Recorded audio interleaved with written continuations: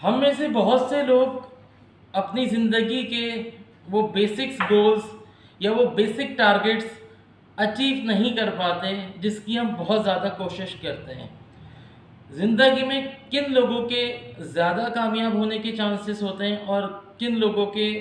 कामयाबी के चांसेस या गोल्स की अचीवमेंट कम होती है, इसके ऊपर बात करेंगे। थोड़ी सी राय दूंगा, कोशिश करें वीडियो को आखिर तक देखें। और अगर वीडियो से आपकी कोई रहनुमाई हो तो चैनल को ज़रूर सब्सक्राइब करें, क्योंकि इसी चैनल में पेरेंटिंग के हवाले से, सेल्फ ब्रांडिंग और सेल्फ अवेयरनेस के हवाले से भी बहुत सारी वीडियोस मौजूद हैं जो कि आपकी कहीं ना कहीं रहनुमाई कर सकती हैं।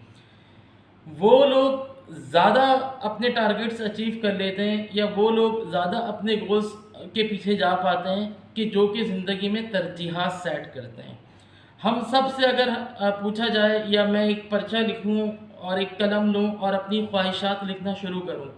तो तकरीबन 20 से 22 या 25 तक ख्वाहिशात एक शख्स की नॉर्मली बनती हैं, जिसमें अच्छा घर है, अच्छी गाड़ी है, औलाद है, शादी है, कारोबार है, बेहतरीन सोशल रिलेशनशिप हैं, ताल्लुकात हैं, सेहत व सलामती है, चाको चौबंद ज़िंदगी है,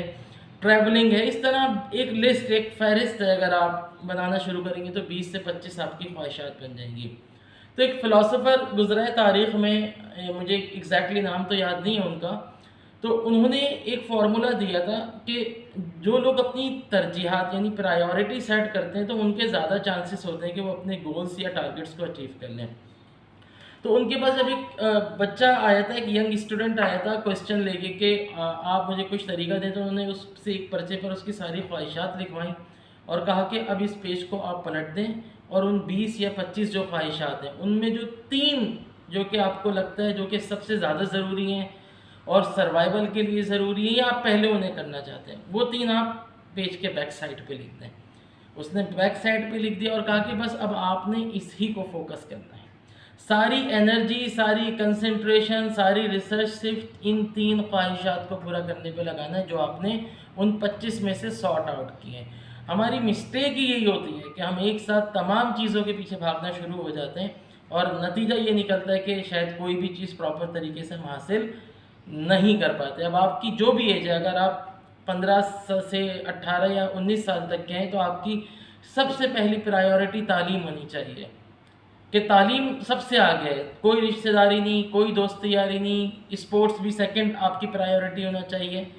तालीम, क्योंकि जो तालीम, बेसिक्स तालीम और जो कि आपका करियर डिसाइड करती है वो 15 से 22 साल तक की एजुकेशन करती है, क्योंकि आप मैट्रिक करके इंटर और ग्रेजुएशन के सर्कल में दाखिल होते हैं। 22 से 24 साल के बाद जब आप अपना ग्रेजुएशन कंप्लीट कर लें, अपनी सारी एनर्जी उस पर लगा दें, फिर आपका फोकस होना चाहिए कहीं अच्छी कंपनी में जॉब या इंटर्नशिप के लिए। जब आप वो भी अचीव कर लें तो फिर आपकी कोशिश होनी चाहिए कि परमानेंट होने के लिए, या अगर आप अपना बिज़नेस शुरू करना चाह रहे हैं, अगर आपने 2-3 साल का एक्सपोजर ले लिया है और आपका माइंड सेट है कि आप बिज़नेस करें, तो फिर आप अपनी सारी तरजीहत बिज़नेस को सेट करने में रखते हैं। फिर जैसे ही आपकी उम्र 27 से 28 साल हो जाती है, फिर आप अपनी तमाम तरजीहत को पीछे रखते हैं और शादी के बाद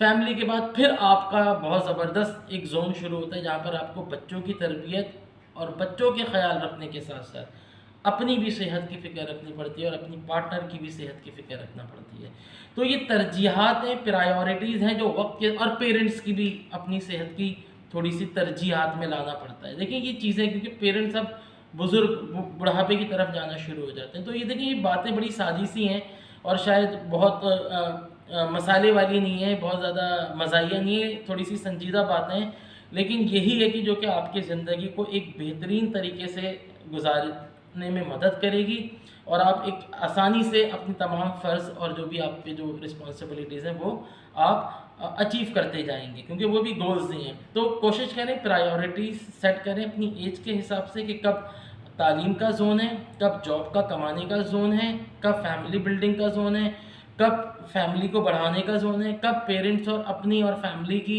सेहत के ख्याल रखने का टाइम है। और जब आप 40-45 क्रॉस कर जाएं तो कोशिश करें कुछ ऐसी इन्वेस्टमेंट करें जो कि आपके बुढ़ापे का सहारा बन सके या आपके बाद आपके बच्चों के लिए थोड़ी सी सपोर्ट कर सके। तो तरजीहात रखेंगे तो शायद कामयाब होंगे, और अगर एक ही साथ सारी चीज़ों के बारे में सोचते रहेंगे और पीछे लगे रहेंगे तो मेरा ख्याल है शायद कुछ भी हासिल ना कर सकें। Thank you.